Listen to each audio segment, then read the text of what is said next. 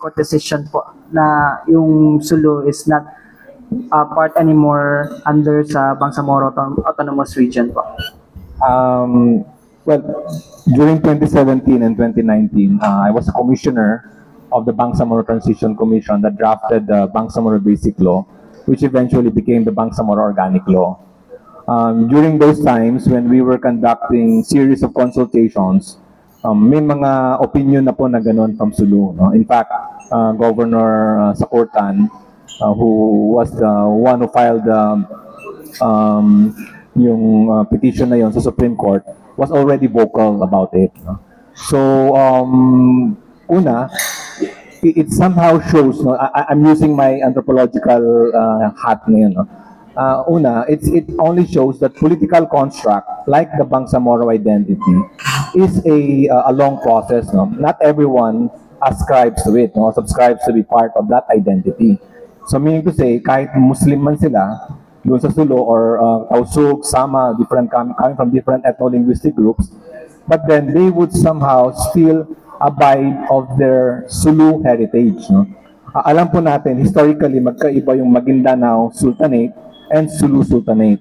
Now, what the Bangsamoro did, which is an identity that was established recently, no, mga 19th century na lang po yan, no? most specifically during the pre-war period, no, World War II. So, yung pinag-isa ng Bangsamoro, yung Maguindanao and Sulu Sultanate, it worked during the time of the MNLF fight, no, against the government. No? Nagkaroon ng unity.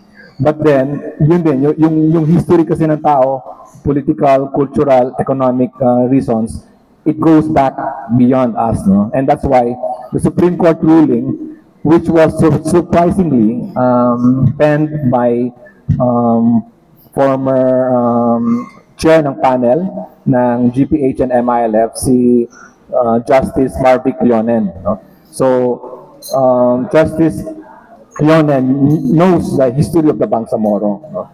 And second, it was also concurred by another Supreme Court Justice na Muslim. No?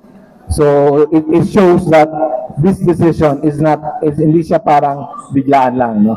It was filed in 2019 and we know that cases in Supreme Court takes not less than 5 years. No? Talagang nataon lang na ngayon malapit na yung election sa BARM, malapit na yung election, and kaya maraming tulong sinasabi ni attorney kanina na it affects a lot of things. Yeah. So ngayon, Sir Mus, ano na ngayon ang stand ng on your opinion, no? Ano kaya ang magiging implication nito? Marami, no? Unang implication niya is those who are supporting the Bangsamoro narrative, syempre masama ang loob nila because most of them have already filed political parties to participate in the first BARM election in 2025. So parang feeling nila nawala yung kanilang parang hangarin, no? Parang to be part of the BARM parliament.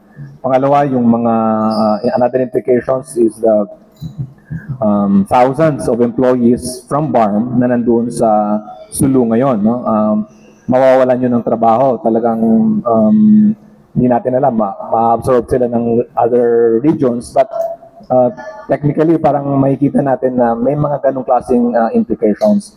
Third, yung mga supporters naman, no, I think 53%, if I'm not mistaken, ang lumabas na nagboto ng no, no? They don't want to be part of the BARM. Yung grupo naman na yun, medyo masaya sila, syempre, kasi nga gusto nilang magsarili, no? They want to be part of another region and not the BARM. No? So, we can name a lot of implications, repercussions of this Supreme Court ruling. But for me, I think what I would like to emphasize is political exercises like this is not carved in stones. No? Hindi naman yan forever ganyan. No? It will always be the power of Congress to either ask again, no? At tanungin Sulu kung they want to be part or not. No?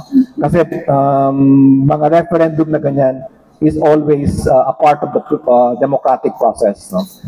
But it's always the rule of the majority ang nasusunod. Okay. Thank you, sir.